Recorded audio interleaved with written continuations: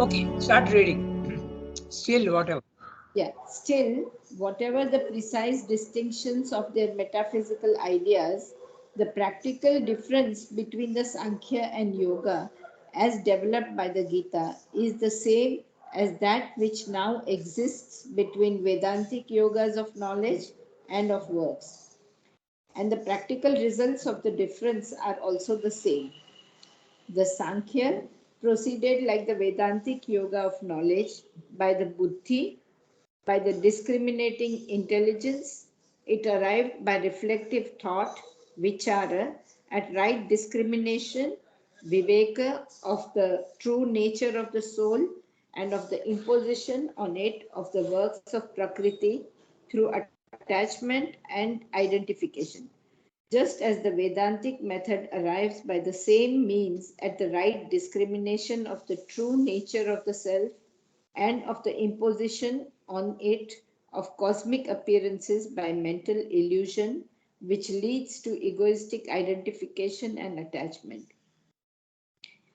In the Vedantic method, Maya ceases for the soul by its return to its true and eternal status as the one self, the Brahman, and the cosmic action disappears. In the Sankhya method, the working of the gunas falls to rest by the return of the soul to its true and eternal status as the inactive Purusha, and the cosmic action ends. The Brahman of the Mayavadins is silent, immutable, and inactive. So too is the Purusha of the Sankhya. Therefore, for both ascetic renunciation of life and works is a necessary means of liberation. But for the yoga of the Gita, as for the Vedantic yoga of works, action is not only a preparation but itself the means of liberation. And it is the justice of this view which the Gita seeks to bring out with such an unceasing force and insistence, unfortunately, which could not prevail in India against the tremendous tide of Buddhism, was lost afterwards in the intensity of ascetic illusionism and the fervor of world shunning saints and devotees, and is only now beginning to exercise its real and salutary influence on the Indian mind. Renunciation is indispensable, but the true renunciation is the inner rejection of desire and egoism. Without that, the outer physical abandoning of works is a thing unreal and ineffective. With it ceases even to be necessary, although it is not forbidden. Knowledge is essential. There is no higher force for liberation, but works with knowledge are also needed. By the union of knowledge and works, the soul dwells entirely in the Brahmic status, not only in repose and inactive calm, but in the very midst and stress and violence of action.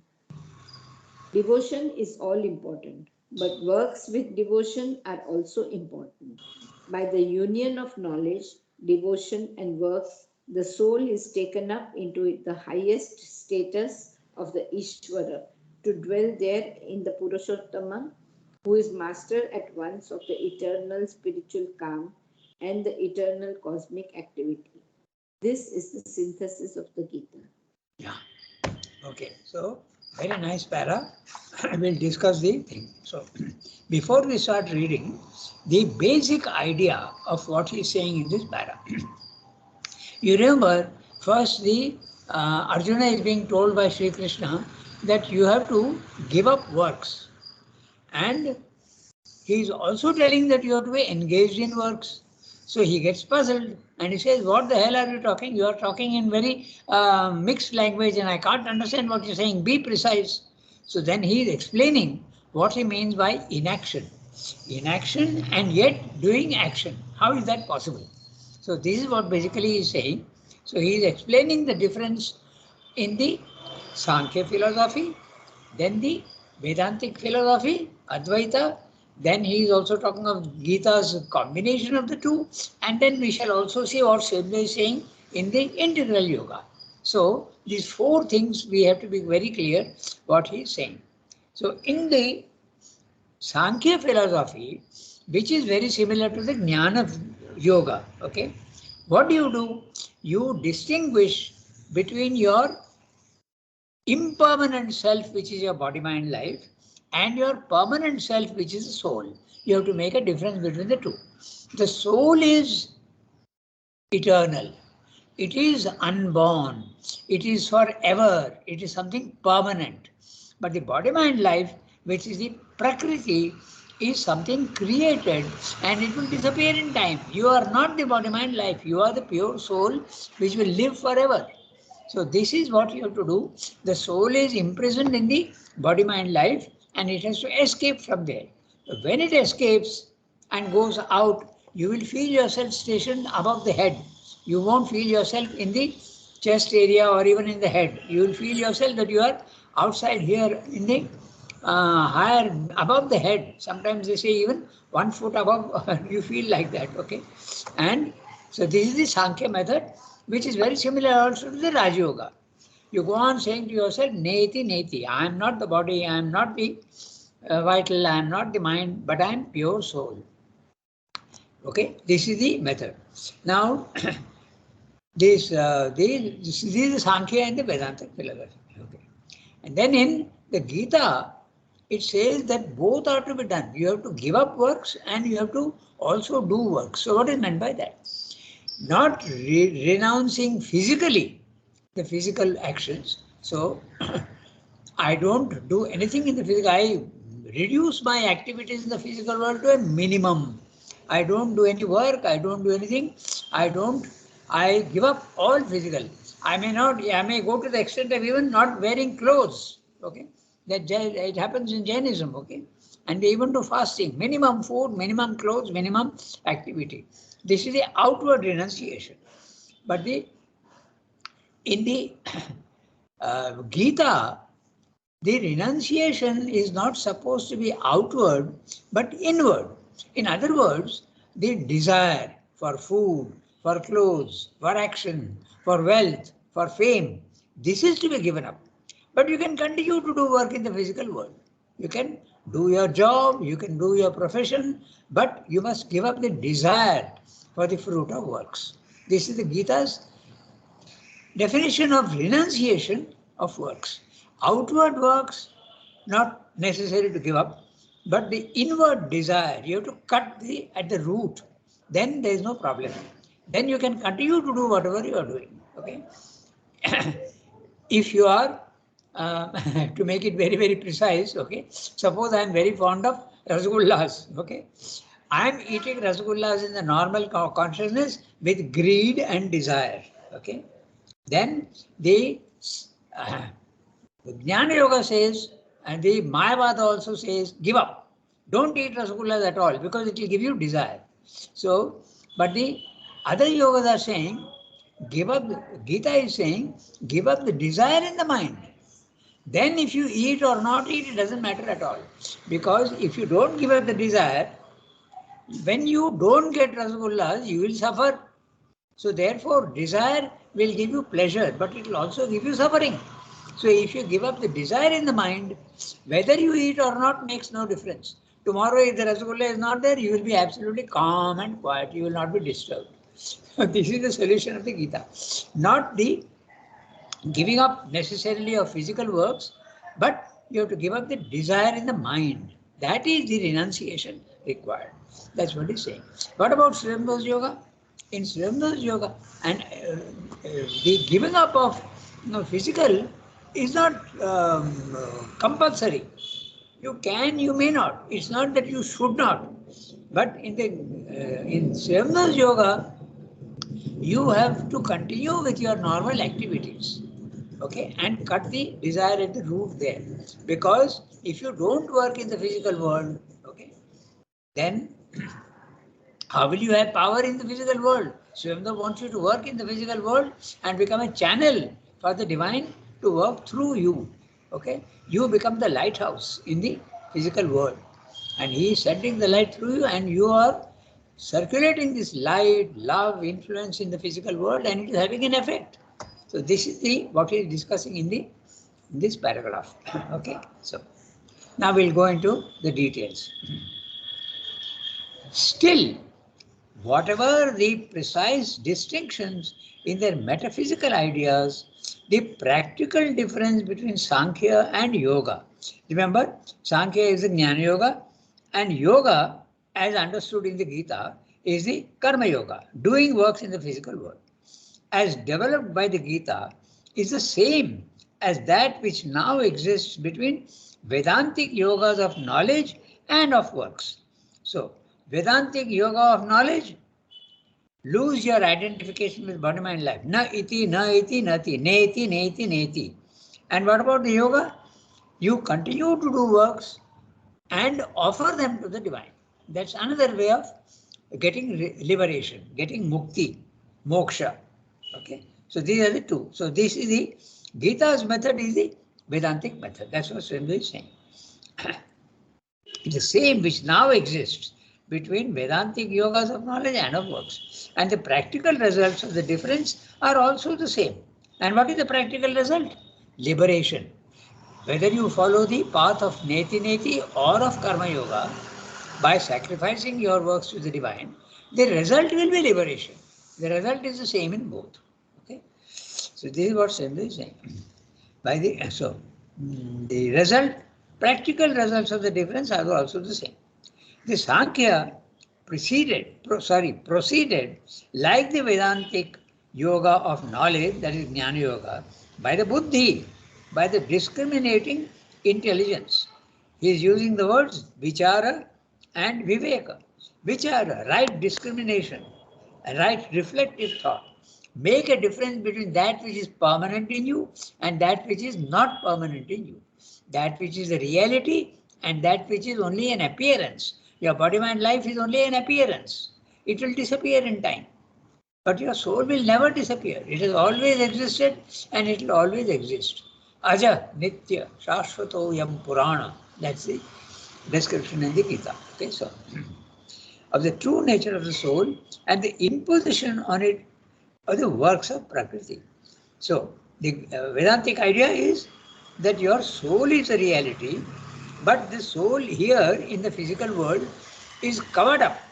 It is completely enveloped in the works of Prakriti. And what are the works of Prakriti? Your bodily action, your vital emotions, and your mental thoughts. These are the clothes that the soul wears when it comes here. And it has to, for liberation, it has to get rid of these three layers of clothes. Then it knows what it is. Otherwise, the soul is in delusion. You identify yourself with your body, mind, life and think that this is what I am. And that is the illusion and that is the ignorance. Okay.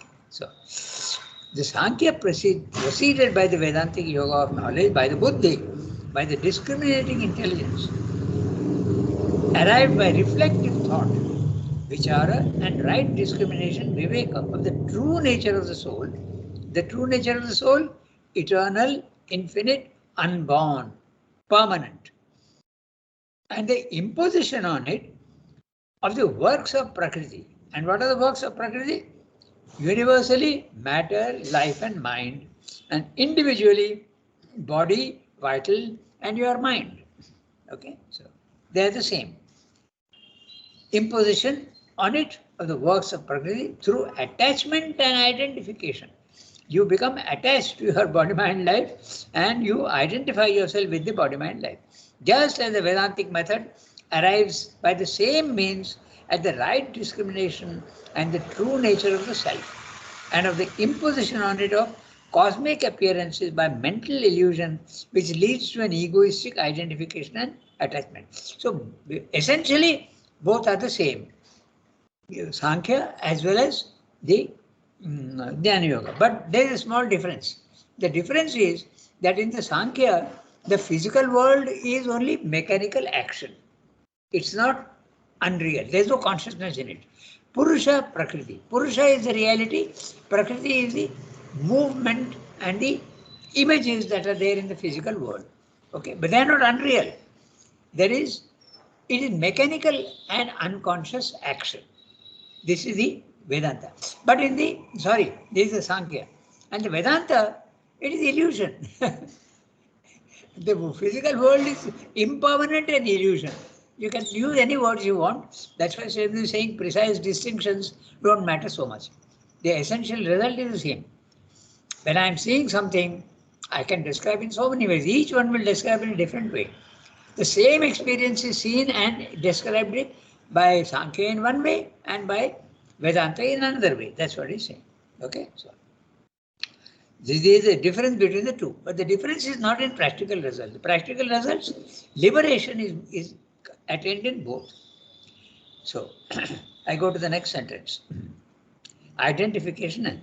In the Vedantic method, Maya ceases for the soul by its return to the true and eternal status as the one self. So in the Vedantic method, okay, you identify yourself with yourself and not your body, mind, life, then the action in the physical world ceases for you. You are not doing anymore, but you must be very clear about this. When you get liberation, whether in integral yoga or in the Gita's way or even in the Purusha Prakriti way, the action continues. Okay, your body, mind, life will continue to walk, to eat, to sleep, but you are not doing it. Your consciousness is out and it sees that, oh, somebody else was actually manipulating my body. It is a universal nature which is making my body eat, move, sleep, and think and emote.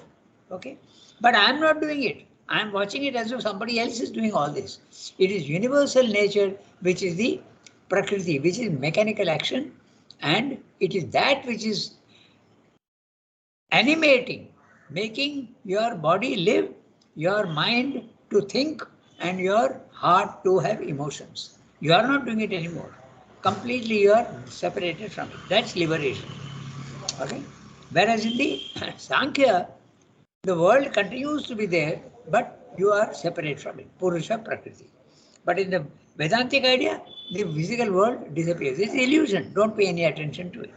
Okay? So that's what is describing the difference between the two. In the Vedantic method, Maya ceases for the soul by its return to the true and eternal status of the self. The self is the Brahman. And remember, what is that Brahman consciousness? Again and again, we must have a very clear idea of what the Brahman consciousness is. It's a consciousness in which there is no movement, there is permanent static silence. You are not acting at all, but you are seeing all the action taking place elsewhere, and you realize that you have always lived and you are the true part of the divine. Your soul is a part of the divine. It is unborn. It has always been there and it always will be. And it is immutable but featureless. No way of describing this condition. There is neither color, nor form, nor shape, nor weight, nor anything. Okay, that's the Brahman consciousness. And the cosmic action disappears. In the Sankhya method, okay, this is the Vedantic method. The Sankhya method, the working of the gunas falls to rest by the return of the soul to the true and eternal status of the inactive Purusha. You use slightly different words, and the cosmic action ends for you, for the soul, but for the Prakriti it goes on. Okay, so the Brahman of the Mayavadins is silent, immutable, and inactive. So too is the Purusha of the Sankhya. Both are inactive and both are immutable. Therefore, for both, ascetic renunciation of life and works is a necessary means of liberation.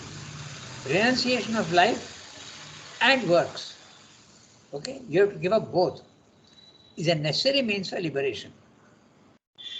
But for the yoga of the Gita, as for the Vedantic yoga of works, action is not only a preparation, but itself the means of liberation. In the in the Gita, you don't need to give up the physical world. You don't need to give up action. But you turn all your works as an offering to the divine. The yajna, the sacrifice. Okay, the concept of sacrifice in the Gita is very, very strongly put. And Sri Aurobindo deals also very in great detail in the synthesis of that. In fact, for the sacrifice chapters, 80 pages, 80. Okay. So sacrifice is very important in Sri Aurobindo's yoga also. Continue to do the works, but don't do it for yourself. Give it to the Lord. Whatever you are doing, whether you are eating, whether you are sleeping, whether you are playing football, whether you are buying things in the market, whatever you are doing, think of the divine. Remember and offer, remember and offer. That's it. So it is, so those yoga is very similar to the Gita, but he goes one step more. The Gita does not speak of the transformation of life. The Gita speaks of remaining in the physical world and continuing to do works, but there is imperfection in the body mind life in the Gita. Okay, but you are not affected by it. Again, I remind you the image of the lotus leaf in water. This is the Padma Patra Ivambhasam. Ivambhasi. Ambasi is water. Okay. Padma Patram. You are like the leaf to lotus leaf. Never gets wet. Through whatever you want, there'll be small drops which slide off. So that's what you are in the Gita. But in Sri Aurobindo yoga, not only you are not affected, but you try to change the conditions in the water itself. In the physical world also, you completely um, even the water becomes pure if you want. The world also gets transformed. And you have to be a collaborator with the divine for that work. So you have to become like an instrument of the divine in. So it goes one step more than the Gita. So I now go to the next one. But for the yoga of the Gita, as for the Vedantic yoga works, action is not only a preparation in itself, not to be rejected. Use it as an instrument, like a springboard, but itself the means of liberation. And it is the justice of this view which the Gita seeks to bring out with such an unceasing force and insistence. An insistence, unfortunately, which could not prevail in India against the tremendous tide of Buddhism. Because Buddhism, the idea of the illusion of the world,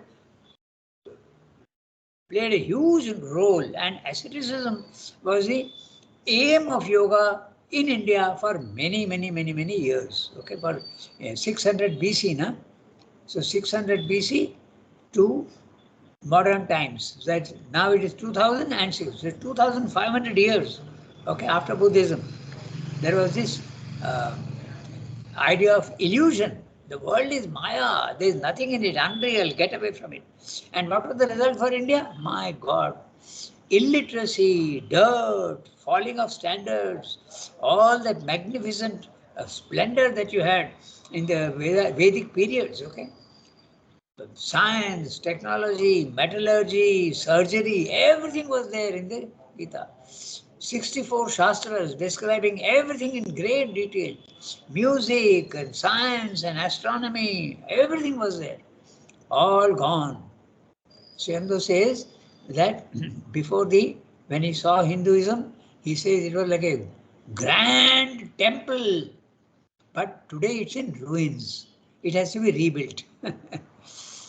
So the Vedic period was absolutely, now it is being slowly revived. There is a general revival of the Indian culture, and now we are slowly getting back our confidence that yes, this was the greatest culture at one. Now it is slowly coming back. Still, the Western educated people still don't believe in that. They still feel that the West is superior, unfortunately. But it is changing slowly.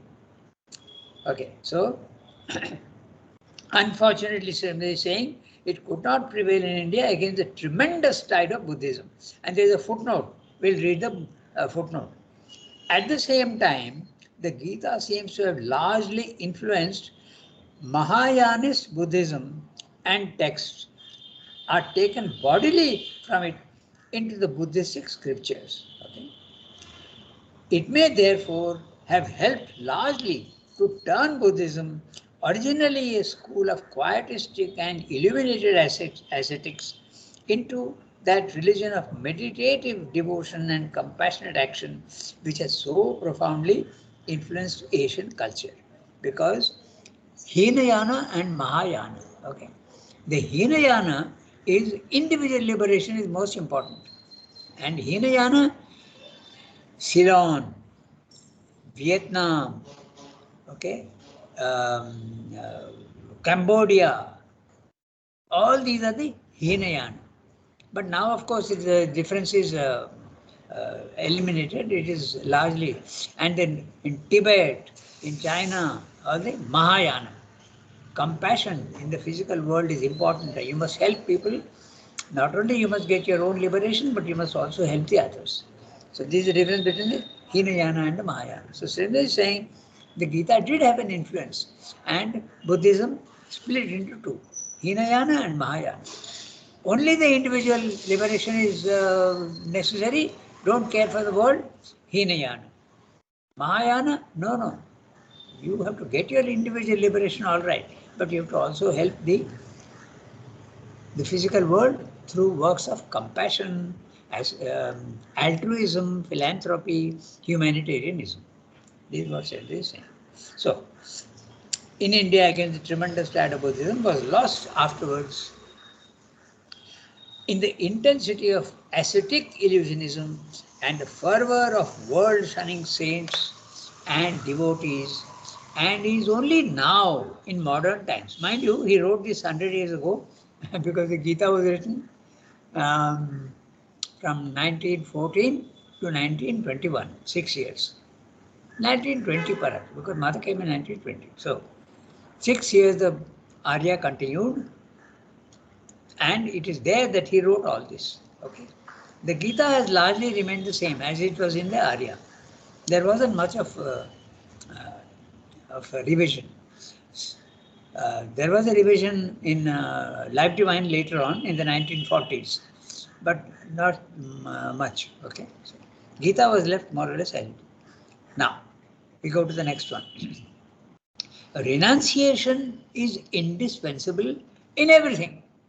In all the yogas, renunciation is necessary. But in one yoga, it is physical action and physical world that you renounce. And in the other yogas, it is a subtler.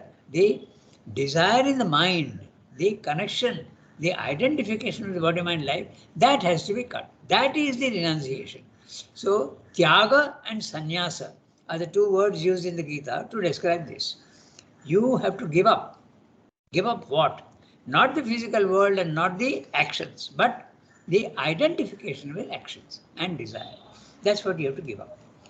Renunciation is indispensable, but the true renunciation is the inner rejection of desire and egoism. Without that, the outer physical abandoning of works is a thing unreal and ineffective. With it, it ceases even to be necessary, although it is not forbidden. Now, this is a very interesting thing because there is an English word Puritanism. Puritanism. Okay? So, when you are a Puritan, you are neither telling a lie, nor are you smoking, nor are you drinking. You are a very virtuous person. But are you really virtuous in a spiritual sense? No. The desires in the mind may linger, but you are not giving it expression. So this is you are impure. It's of no use at all. So spiritually speaking, the renunciation needed is not to be puritanical alone, but to be free in the mind, inside. And if you are free in the mind, whether you are eating or not is absolutely of no consequence at all. It's the attitude that determines whether you are free or not. I may give up drinking, I may give up smoking, but the desire is there in me. So it's of no use. That's not a spiritual thing. Okay. Morally it may have a value, but not spiritually. So, and if you give up the desire, whether you are eating or not is not important at all. That's the thing, because you are free. Remember, Srimdo grew up in the West from the age of 7 to 21, okay, 14 years. And what he was, that was the culture there. There used to be, used to have liquor and used to also have smoking. So he had all these things.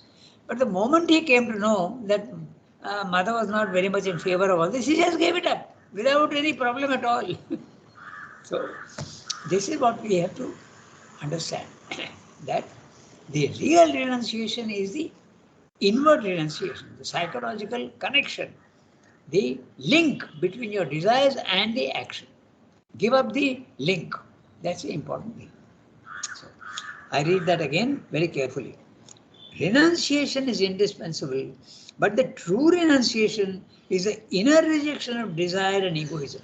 Without that, the outer physical abandoning of works is a thing unreal and ineffective. With it, it ceases even to be necessary. Okay? Although it is not forbidden. In other words, if you have desire for, I gave you a very solid example of rasagullas, okay? So, if I have desire and I am eating rasagullas, I am going to suffer when there is no rasgulla. If I have given up the desire, I can give up also the physical eating. It's not forbidden, I can do that. But I can also eat without any problem. So that's what he's saying. The action, giving up of the eating of rasagullas is not compulsory. You can do, but if you want to do, you can, and if you don't want to do, it's perfectly okay. Okay, that's what he's saying. Although it is not forbidden, knowledge is essential. There is no higher force or liberation. But works with knowledge are also needed. So, in the Gita, the words used are Jnana Deepena Bhaswata. It is knowledge that purifies. The light of knowledge purifies. Jnana Deepena Bhaswata. That is the one that purifies you. Knowledge is the purifier. So knowledge is essential. And what is knowledge? Liberation. To know that you are the soul and not the body, mind, life. That is the knowledge needed. Knowledge is essential. There is no higher force for liberation. But works with knowledge are also needed in the Gita, okay? Not in the other yogas. In the Gita as well as in Srinivas yoga, you have to continue to work in the physical world. Not, there is no, but works with knowledge are also needed. By the union of knowledge and works, the soul dwells entirely in the Brahmic status, not only in repose and inactive calm, but in the very midst and stress and violence of action. This is what is being recommended to Arjuna. Because Arjuna is saying, I won't fight, I want to give up the physical action. But Sri Krishna is telling him, give up the desire and the liking and the disliking for action or inaction and continue to do the work you have to do. Because in this case, your case, the continuation of action is necessary. So do it. But the continuation of action is not compulsory. Remember in Srinivas's case, what was it? He was absolutely attached to his work of liberation of India. And he didn't want to give it up. But he was told to give it up. I'll put you in jail so that you lose your, and I'll throw you to Pondicherry. Give up this physical work of liberating India. That work others will do. So it is optional. Giving up of the action in the physical world is optional. In the Gita as well as in the integral yoga. Okay. So giving up of the desire in the mind, the link, that is not an option. It's a necessary thing for liberation. In both, in all the yogas. That is the important thing. Then he brings in another idea. Devotion. The devotion is not there in the Sankhya, nor is it there in the Jnana Yoga. Bhakti is not important. Knowledge is important. But in the Gita, devotion is very important. Bhakti Yoga. Devotion is all important. But works with devotion are also important. By the union of knowledge, devotion and works, the soul is taken up into the highest status of the Ishvara to dwell there in the Purushottama, who is master at once of the eternal spiritual calm and the eternal cosmic activity. This is the synthesis of the Gita. The Gita says, don't do only Jnana Yoga and get only knowledge. That's fine. But then you get to the impersonal aspects of the divine. You get a state of consciousness. You get peace, you get calm, you may get also love, but there is no God anywhere. In the Jnana Yoga as well as in Buddhism and in Mayavada also. But if you have devotion, then you can get the personal aspect of the divine. The personal aspect of the divine is important. Then you can go to the Ishvara consciousness. Okay. And in the Gita, the word Ishvara is not used. Srimanda uses the word Ishvara, but in the Gita, Purushottama, Uttama Purusha. You get if you have devotion, then you will get also the personal aspect of the divine as well as the impersonal aspect of the divine. This is the synthesis of the Gita. So Gita is one of the synthesis. He has listed you right in the beginning of the book. What are the syntheses that have occurred in India? Okay, the Vedic period was a synthesis. The Tantric was a synthesis. The Gita is a synthesis also, and Swayan's own integral yoga is a synthesis. The other yogas are not synthetic; they reject. The Jnana Yoga rejects the physical world. Buddhism also rejects the physical world. Mayavada also rejects the physical world. And in fact, the Jnana Yoga rejects also bhakti. And the Bhakti Yoga rejects knowledge. No, not necessary. But Gita as well as Srimad says, no, get all. Then your understanding of the divine will be integral. Okay? So, we have 5-6 minutes more. So we can read one small para. It's not a very big one.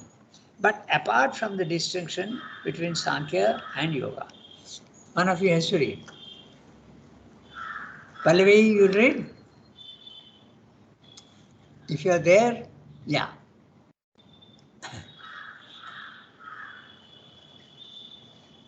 Yes, your mic is, coming off, on, off, on. Will you read? Otherwise, okay, go ahead. But apart. But apart from between the Sanskrit knowledge and theory of peace, there was another and similar opposition in the Vedanta itself. And this also the Gita has to deal with to correct confusing restate the Aryan spiritual culture.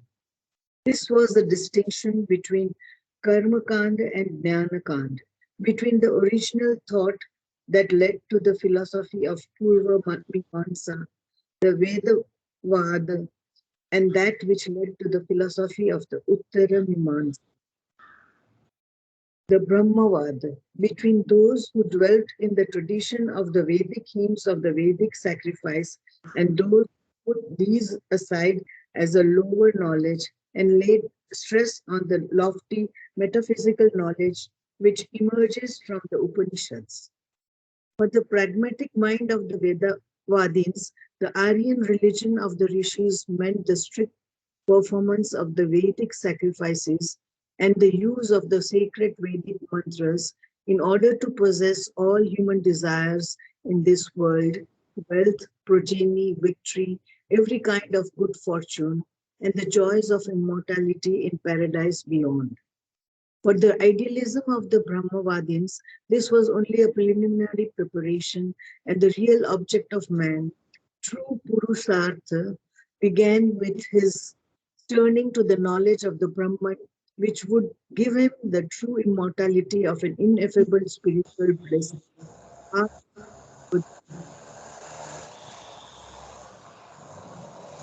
What happened?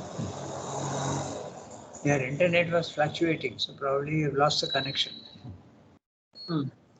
Whatever may have been of the Veda, this was the distinction which has long established itself, and therefore the Gita has to deal. Yeah.